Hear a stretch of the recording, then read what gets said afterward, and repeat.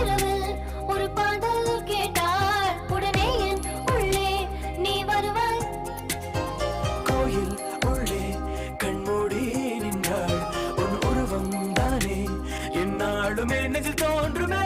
நான் உன்னால் தான் சுவாசிக்கிறேன், நான் உன் பேர் தினம் வாசிக்கிறேன். உயிரை விடவும் உன்னை நேசிக்கிறேன். கடவுள் நிலையை நம் கண்ணிலே காட்டிடும் காதல் உன்னை